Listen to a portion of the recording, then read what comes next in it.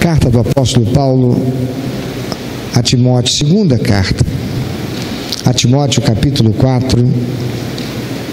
Eu vou ler dos versículos 1 a 4. Paulo está escrevendo a um jovem pastor, um moço que recebeu a consagração para o ministério pela imposição de mãos do próprio apóstolo Paulo. E Paulo chega um momento na sua carta escrevendo a Timóteo, dando instruções como apóstolo ao seu discípulo, que é pastor. Ele diz: conjuro-te perante Deus e Cristo Jesus, que há de julgar vivos e mortos, pela sua manifestação e pelo seu reino. Prega a palavra, insta, quer seja oportuno, quer não, corrige, repreende, exorta com toda longanimidade e doutrina, pois haverá tempo em que não suportarão a sã doutrina, pelo contrário, cercar-se-ão de mestres segundo as suas próprias cobiças, como que sentindo coceira nos ouvidos, e se recusarão a dar ouvidos à verdade, entregando-se às fábulas. O apóstolo Paulo, ele está aqui fazendo uma profecia, enquanto instruindo, orientando o jovem pastor Timóteo. Ele diz: Timóteo, prega a palavra. Timóteo, não prega outra coisa, não fala de ideologias, não fala de filosofia, não fala de sociologia, não fala de política, prega a palavra, Timóteo. As pessoas precisam da palavra, Timóteo. Há muita gente usando o púlpito e muito crente se deixando levar por outras coisas que não são a palavra.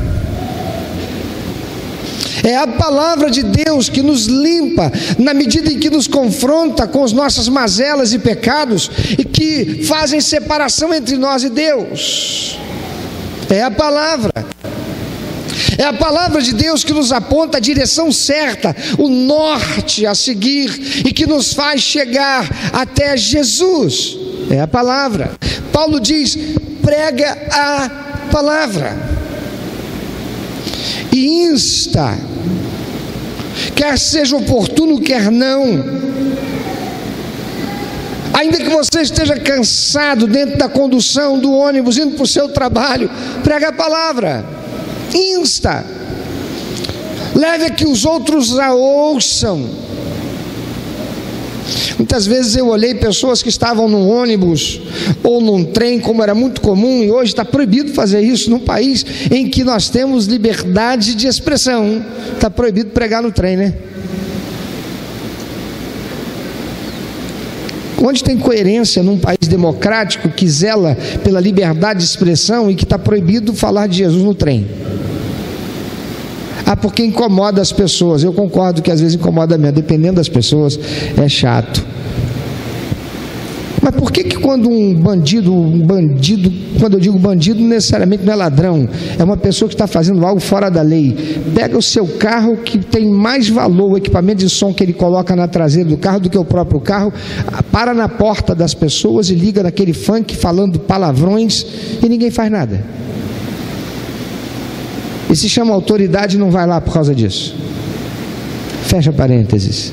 Mas eu via aquelas pessoas pregando, falando de Jesus, falando a respeito da salvação, da vida eterna, dizendo da morte eterna certa para aquele que morresse em Jesus. E muitas vezes eu me sentia constrangido de ser crente, querendo que ninguém soubesse que eu era crente, porque eu estava constrangido de ver um pregador da palavra de Deus, talvez alguém que nunca foi num seminário, não estudou, talvez não tivesse a formação acadêmica que eu tinha, mas estava ali pregando a palavra de Deus, estava ali falando de Jesus para as pessoas.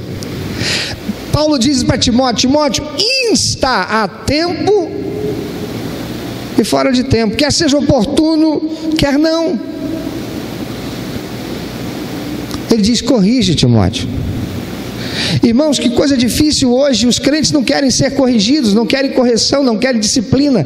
Disciplina um crente, ele sai dali certo de que ali deixou de ser um lugar bom para ele. Ele vai para aquela igreja ali da esquina, porque o pastor lá vai recebê-lo, vai aceitá-lo, não está nem aí se ele deixou a igreja de origem, porque ele não aceitou ser disciplinado. Paulo está dizendo: vai chegar tempo, Timóteo, que as pessoas vão para onde elas quiserem, porque elas serão recebidas. Vai pular de uma igreja para outra, Timóteo, porque lá ele ficou chateadinho, chateadinha, porque o pastor pregou aquilo que não queria ouvir, ou porque chamou nas conversas e apertou ali o parafuso usando o cajado. Vai chegar um tempo que elas não vão querer ouvir, mas você vai pregar a si mesmo, você vai corrigir a si mesmo. Timóteo, repreende, Timóteo. Hoje a gente está ouvindo pregações e sermões e igrejas em que não há repreensão, não há disciplina. As igrejas crescem e são verdadeiros cultos shows, são shows, não são cultos. Canta-se aquilo que se quer, aquilo que satisfaz a si, não o que Deus quer ouvir. Eu sou do tempo em que na igreja batista só se cantava cantor cristão e os hinos que o pastor queria que cantasse. Alguém aqui além de mim é desse tempo? Tem mais gente aí? Tem? Não era assim não? E hoje já não se canta o cantor cristão, mas tem crentes que só querem cantar e só canta, só fica em pé e canta se é aquele cântico que ele gosta. Isso não é o que ele não gosta, ele não canta. E ele diz que ele veio para dar a Deus um culto. Paulo diz: repreende. Hoje, repreender, fala sério. Pensando que eu sou vaquinha de presépio, está pensando que eu sou o quê? Robô? Sou manipulado por pastor? Quer dizer que só faz aquilo que o pastor disser que está certo? Se o pastor estiver falando daquilo que não é da palavra, daquilo que ele acha que está certo, então não faz mesmo não. Mas se estiver falando na palavra, no mínimo você tem que dizer para ele: não, pastor, peraí, a palavra está dizendo isso aí não. E é interessante como tem crentes que debatem com o pastor sem ter fundamento, sem ter conhecimento de causa.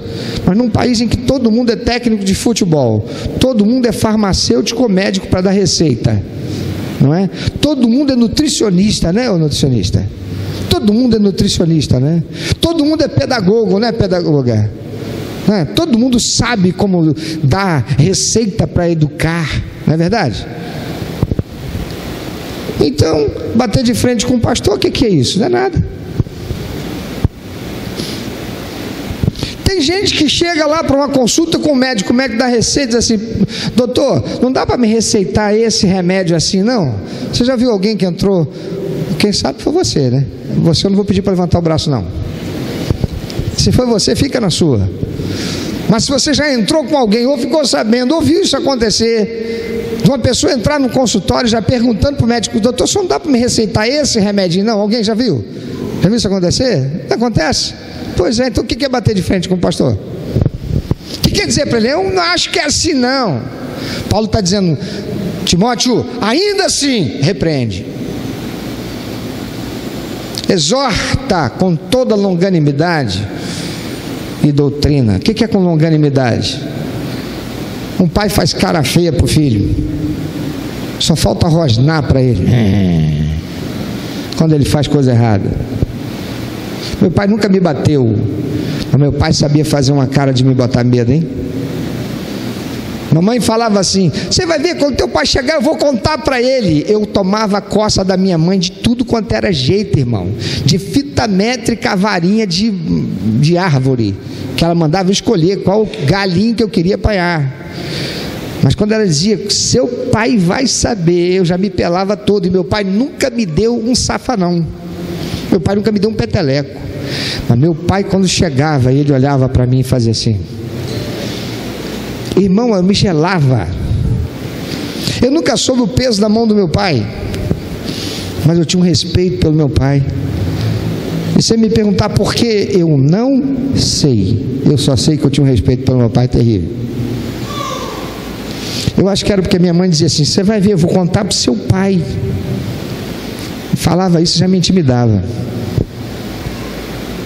Paulo diz: exorta com toda longanimidade e doutrina. Sabe o que é longanimidade? Ainda que fazendo cara feia, ainda que sendo firme, e ainda que diga que você está sendo duro, seja firme, mas com longanimidade. Se houver arrependimento, então tem conserto. Mas ainda que seja com longanimidade, tem que ter doutrina, Timóteo. Não abre mão, não passa a mão pela cabeça. Amados, o que é a igreja de Jesus Cristo hoje? O que está sendo a igreja de Jesus Cristo hoje? O que estamos sendo como cristãos evangélicos? O que estamos sendo como herdeiros do protestantismo? O que estamos sendo como herdeiros dos mártires cristãos?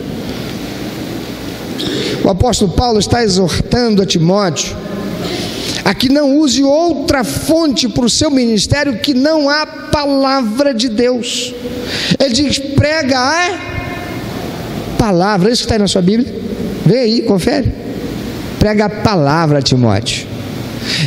Eu com muita tristeza vi muitas vezes, e ainda hoje, lamentavelmente, tenho por vezes que sofrer ver um pregador subir o púlpito e citar mais autores seculares, filósofos, do que a palavra de Deus. Como que um arroto ou um arrotar de conhecimento cultural, porque segundo fulano escreveu, porque segundo Beltrano disse, quando a palavra de Deus pelo apóstolo Paulo, aquele que recebeu do próprio Cristo o ensinamento, ele mesmo disse: eu não recebi, não foi de Pedro, não recebi, não foi de Tiago, eu não recebi, não foi de nenhum dos irmãos do Senhor Jesus, eu recebi do próprio Senhor Jesus, que apareceu para mim no caminho de Damasco. Eu recebi o ensinamento que veio dele e por ele, por isso eu sou apóstolo. Ele diz: prega a palavra. A palavra. Quantos crentes estão aqui? Remidos, lavados pelo sangue de Jesus. Mostra a sua veste branca aí. Só asinha de quase anjo. Então olha para quem está ao teu lado, que levantou a mão também e disse: é a palavra. Não é a política, não é a sociologia, não é a filosofia, não é nenhuma IA, nem nenhum ismo. É a palavra. Diga para ele também não é o Flamengo, nem o Vasco da Gama, não é o futebol. Diga para ele: não é a novela, é a palavra. Tem gente que fala sobre tudo, conversa sobre tudo, consultório, fala de tudo. Fala da bolsa, da artista, do brinco, da apresentadora da televisão, fala do último capítulo da novela, mas não fala da palavra. Paulo está dizendo: não use outra fonte que não a palavra. E mais, ele profetiza que haveria tempo que as pessoas se cercariam de mestres, segundo diz ele, as suas cobiças, aquilo que elas querem para elas, não aquilo que elas precisam, não aquilo que elas devem receber da parte de Deus. Elas vão procurar Deus pelo que elas querem, elas vão procurar mestres segundo sua cobiça. Ele não está falando aqui de pessoas que iriam para outras religiões aí, não. Ele não só isso, ele está falando de mestres. Mestres significa aqueles que detenham conhecimento, ou que se colocam, ou são colocados como tal, para dar ensinamento. E ele diz ensinamento em função daquilo que elas cobiçam, daquilo que elas querem.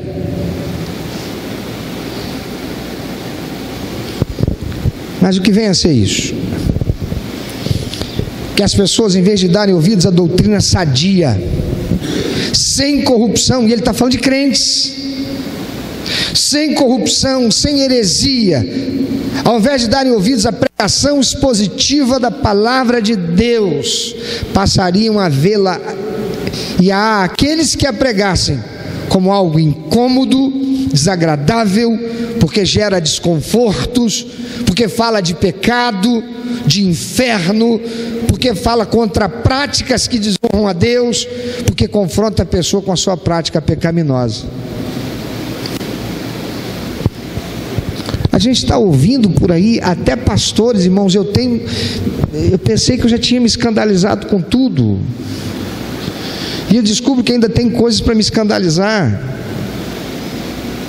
Um dia desse eu descobri um pastor que era um homem que eu bebia da fonte com ele, um camarada de um conhecimento teológico, de uma capacidade na pregação, na prédica, de uma eloquência, um camarada extraordinário.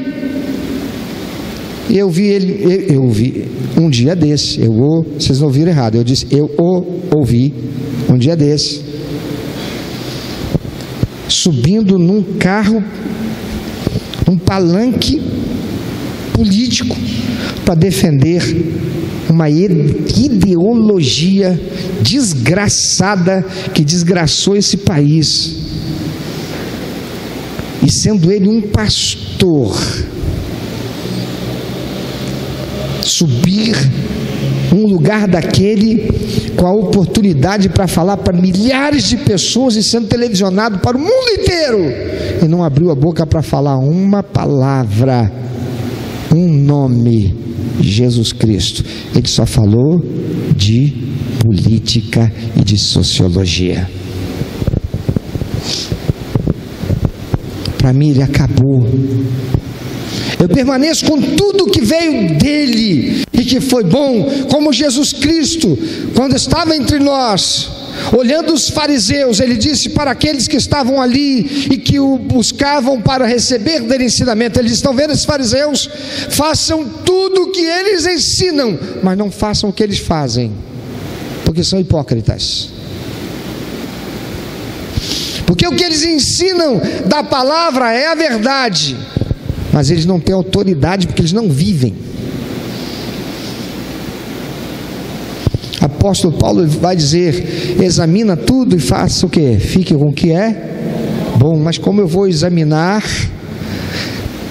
E examinar significa ter um senso crítico para aquilo que estou vendo ou ouvindo, recebendo, se eu não conhecer a palavra. Paulo alerta a Timóteo que as pessoas se tornariam mais propensas ao misticismo do que à pureza e verdade dos princípios e valores estabelecidos por Deus em sua palavra, a Bíblia Sagrada. Ele diz: eles vão voltar às fábulas, eles vão procurar mestres segundo a sua cobiça. Sabe, amados, por tudo que eu estudei, eu estou certo de que nunca viveu-se um tempo de tanto misticismo quanto nós estamos vivendo no nosso tempo. Porque no passado, somente as pessoas que não eram cristãs evangélicas, aquelas que não eram protestantes, é que eram dadas ao misticismo. E hoje, principalmente os crentes, principalmente dentro das igrejas, o misticismo está largado. Largado. É o lencinho disso, é o copo d'água daquilo, é a rosa ungida de não sei o que lá, é o sal do Mar Morto, é o azeite do Jardim das Oliveiras. Misticismo.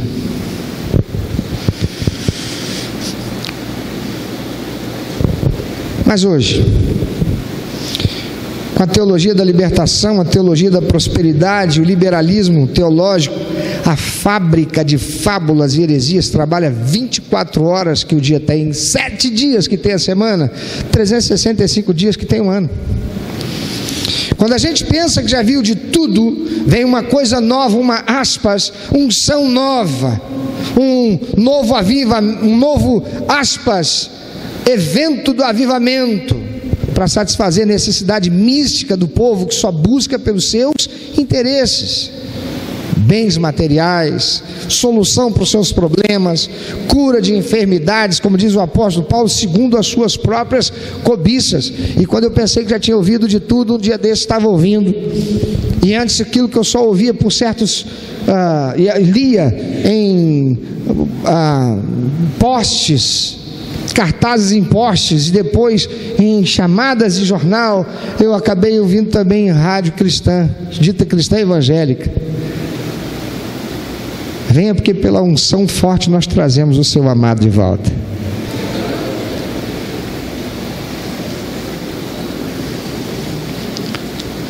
Nós vamos trazer aquela pessoa que você ama, que o diabo roubou de você.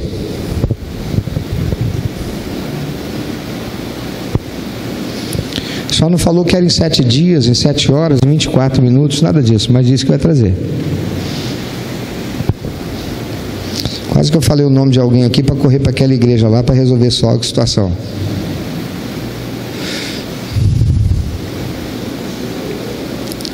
Amados, Jesus que entrando no templo quebrou a banca dos cambistas e os enxotou do templo, gritando: vocês fizeram da casa do meu pai um lugar de comércio, um covil de ladrões e salteadores. O que ele diria e o que ele faria hoje, vendo ser ensinado em seu nome, que se você for à igreja tal, no dia tal, você vai receber um passe de luz e os seus problemas vão ser resolvidos. Passe. Até um dia desse era coisa de espiritismo. Agora é gospel. É gospel.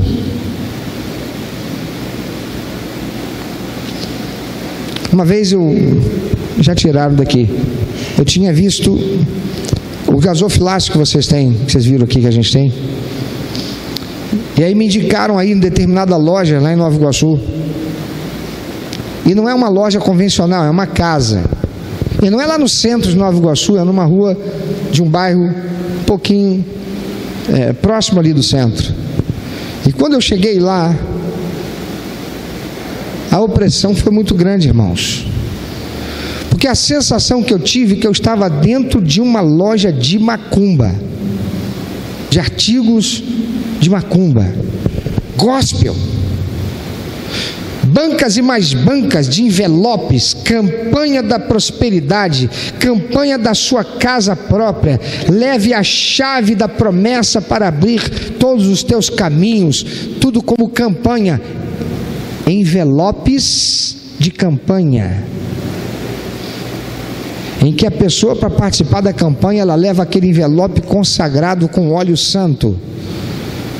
Você já passou por alguma coisa assim? Já passou? Eu já alguém? Já naquele momento de crise, dificuldade e problema, você fez a besteira de se deixar levar pelo sentimento e ir para um lugar desse, buscar ali a solução do seu problema, que você colocou uma oferta naquele envelope da campanha. Foi vitorioso? Está fazendo o que aqui então? Não foi não, né? Eu também não.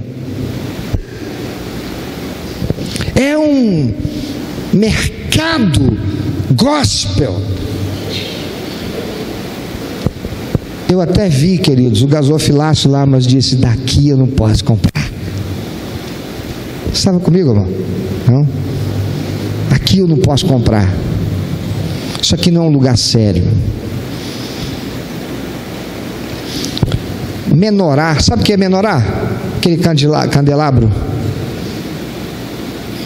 com as lâmpadas, réplica do que tinha no tabernáculo, réplica da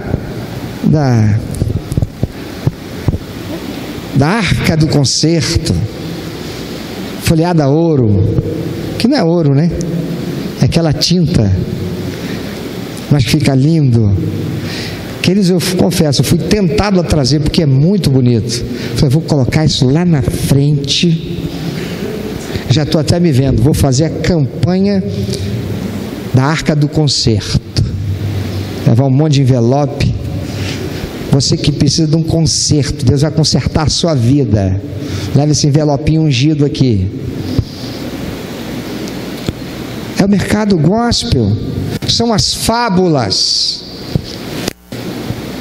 São as invencionices. São as heresias. Que não tem nenhum compromisso com a palavra. Mas tem com o quê? Tem com o interesse, com a cobiça das pessoas, naquilo que elas querem que Deus faça por elas, mas Deus não faz. Então ainda assim, elas arregimentam os mestres, segundo as suas cobiças, segundo a vontade que elas têm da solução que lhes é oferecida. Eu imagino o que Jesus ia fazer se fosse hoje. Eu, quando estava vindo de Paraty para cá, semana passada, eu passei por Angra dos Reis, a entrada de Angra dos Reis, de Paraty, direção de Paraty, sentido Rio de Janeiro. E quando eu estava passando, ainda veio à minha mente assim, eu vou fazer o retorno, vou voltar e vou bater uma foto. Eu tenho que usar isso como prova. Mas falei assim, não, estou cansado já. Eu comecei a viajar às 7 horas da manhã, fui chegar em casa perto das 8, né? De Paraty, irmão, estava tão cansado. Eu tive que vir parando e procurando um lugar para poder cochilar.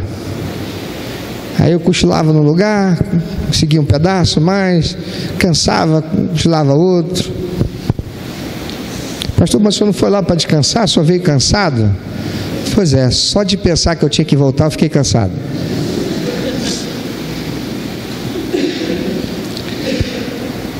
Mas eu não batia foto, eu pensei, não precisa, agora eu tenho o Google.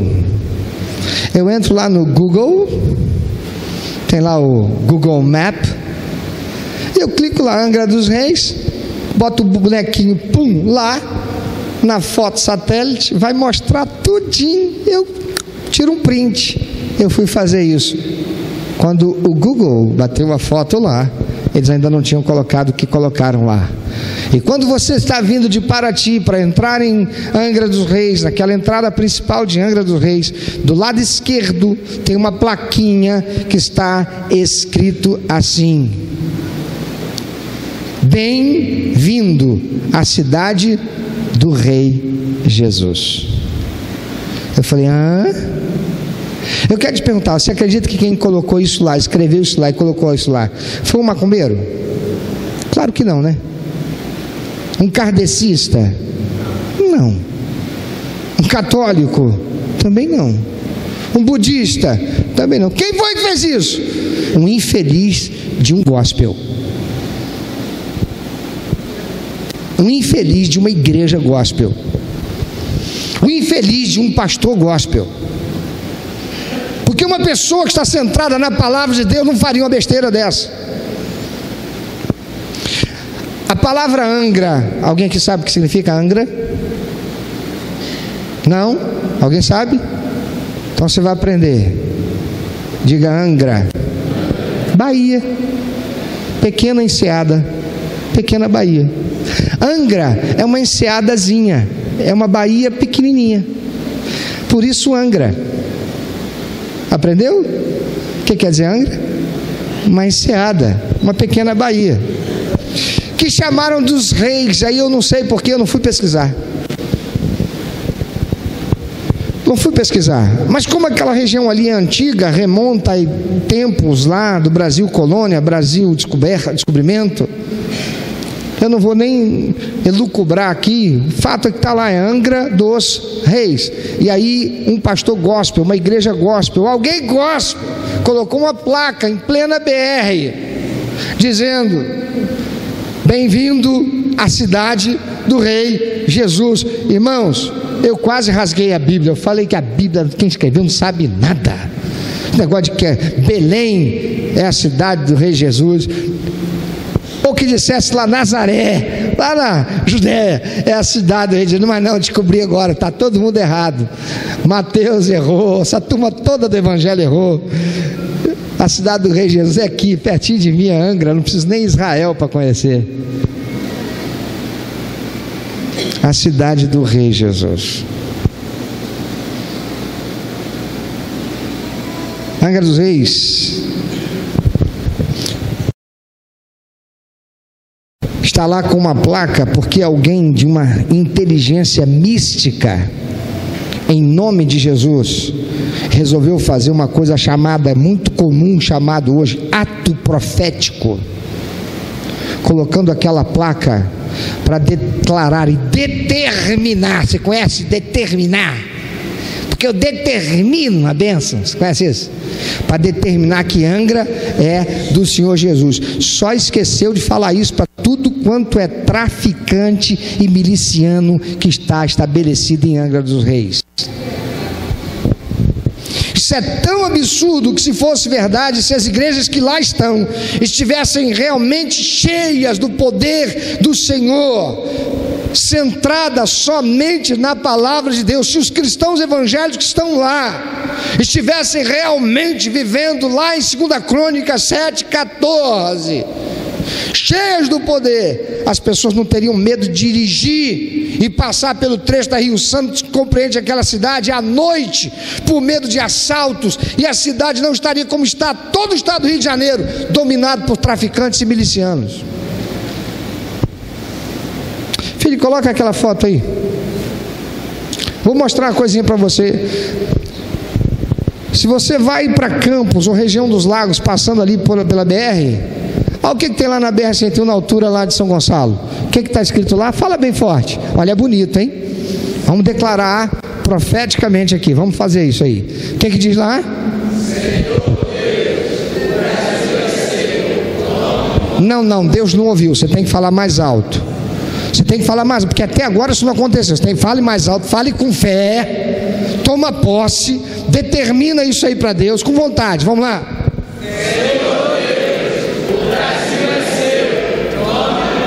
Cara, tiveram que fazer um outdoor e colocar em plena BR para dizer para Deus: Senhor, o Brasil é teu, toma posse, Senhor. Sabe como é que chama isso? Ato profético. Eu quero te perguntar, essa placa está ali, que eu conheço há mais de 6 anos. Eu quero te perguntar, o Brasil melhorou ou piorou? Hein?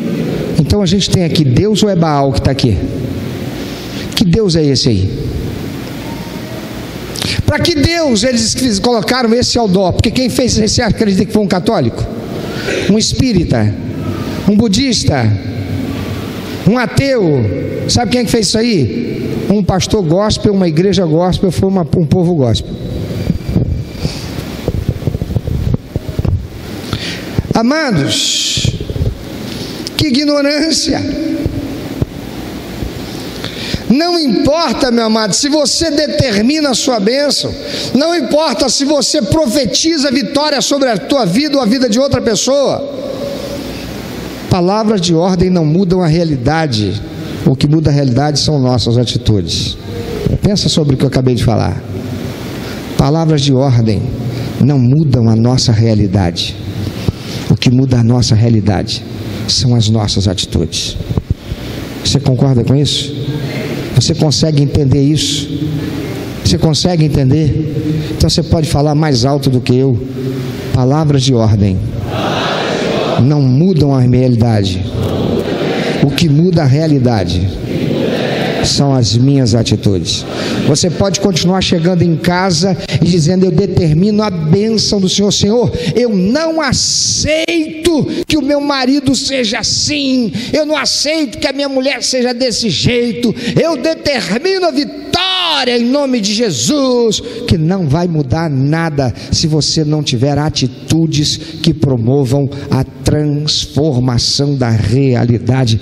E as atitudes têm que ser de acordo com o que Deus já estabeleceu na sua palavra. Você pode estar desempregado, ser um crente dizimista e estar aí determinando porque você é fiel.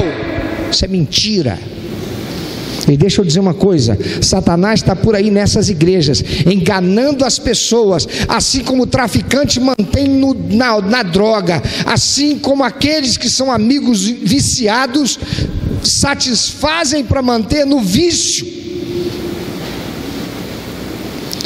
levando pessoas até mesmo a conseguirem algumas coisas. Mas isso não vem de Deus, porque Deus na sua palavra não quer tornar ninguém viciado nele. Deus não quer tornar ninguém viciado em só vitória, porque isso não é a verdade da palavra de Deus. Deus tem propósito nas dificuldades, Deus tem propósito nas apreensões, Deus tem propósito nas perseguições, Deus tem propósito em todo o revés que vem contra nós. Deus tem propósito em tudo. Em momento nenhum, em lugar nenhum na Bíblia está escrito que Ele só nos faria vitoriosos nessa terra. Está escrito que em Cristo Jesus nós somos mais do que vencedores sobre todas as coisas. Isso não é o mesmo que dizer que eu vou ser vitorioso o tempo todo, sempre, independente das circunstâncias. Porque teria que rasgar o Evangelho de Cristo, teria que dizer que aqueles todos que morreram, tiveram suas casas destruídas, foram empalados vivos por não negar a Cristo. Temos que dizer que Deus não estava aqui, Deus não estava em lugar nenhum, Deus estava dormindo, porque não viu aqueles crentes sinceros passarem por tudo aquilo.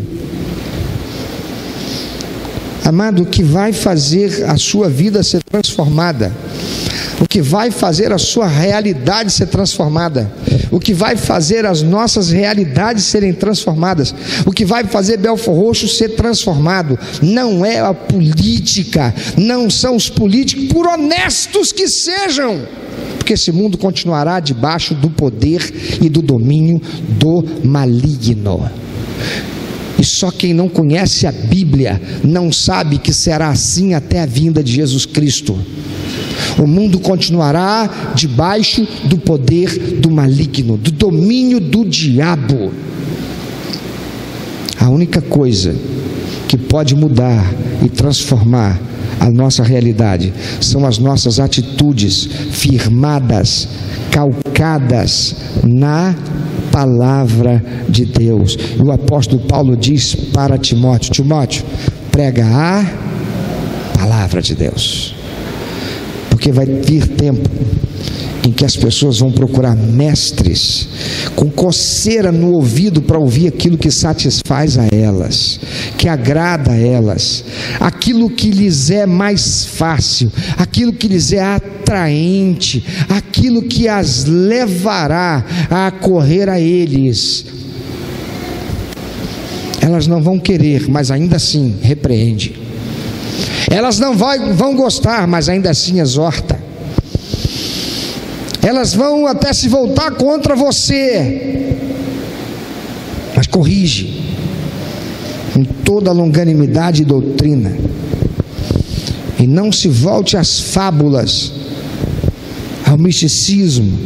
Volte-se para Jesus, volte para a palavra do Senhor, volte para a Bíblia, e não seja mais enganado.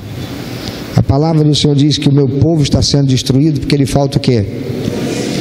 Mas como é isso que o povo de Deus é destruído? Por não ter conhecimento. Quando Deus disse isso usando o seu profeta lá no Antigo Testamento, lá no povo existiam os sacerdotes, lá em meio ao povo existiam os levitas. Eram aqueles que tinham a palavra de Deus, eram aqueles que ensinavam o povo a palavra de Deus, eram aqueles que ministravam no templo. Mas Deus diz: porém o meu povo está sendo destruído porque lhe falta conhecimento. Jesus disse: se você conhecer a verdade, ela vai te libertar. A palavra de Deus diz: conheceu Adão a Eva e ela engravidou. A palavra conhecer quer dizer ter o que? Intimidade. E Deus diz: o meu povo está sendo destruído porque não tem intimidade comigo, não tem intimidade com a minha palavra, e por causa disso estão se corrompendo. Eles são dizimistas, eles são ofertantes, mas estão dando lugar a Satanás em outras áreas da sua vida. Ele é dizimista e ofertante, mas liga todo dia a televisão e ele gasta horas ouvindo aqueles programas chamados jornalísticos que só mostram desgraça e destruição, alimentando a alma e tirando deles a sensibilidade para aquilo que é mal, de tanto que se expõe ao que é mal, ao invés de investir na minha palavra. Está investindo tempo na novela que seduz, que induz a desejar o pecado, a torcer pela corrupção, que vai minando a sua resistência de caráter.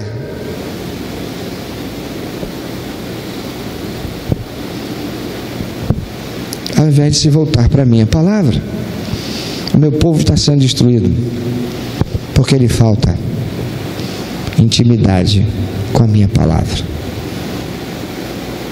E quando ele diz meu povo, ele está falando também todos os líderes espirituais que estavam lá, e que embora tivessem a palavra, já estavam imiscuídos das coisas do mundo, do secularismo do seu tempo, mas não dos princípios e valores da palavra. Quem de nós não precisa de alguma coisa melhor na vida? Quem de nós não precisa da ação de Deus para abençoar em alguma área? Você tem alguma área que você gostaria de ver a ação de Deus agindo para você ser abençoado e abençoada? Então lembre-se, a sua oração não vai adiantar de nada. Teu dízimo e tua oferta pouco te ajudarão, se você não tiver a palavra de Deus para viver. E se você não viver pela palavra, somente viver a palavra vai trazer transformação para a sua realidade. Palavras de ordem não produzem transformação. O que produz transformação é viver a palavra. Pensa um pouquinho sobre isso.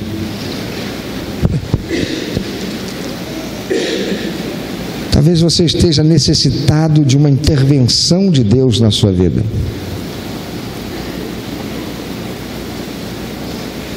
Talvez você seja alguém que já procurou uma dessas igrejas aí, participou de uma dessas campanhas do envelope ungido, da oferta ungida, que vai abrir os seus caminhos.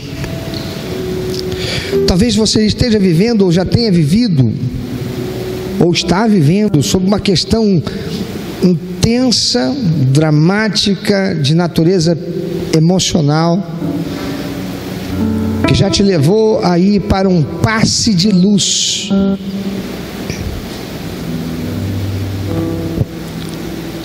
Tudo isso é fantasia,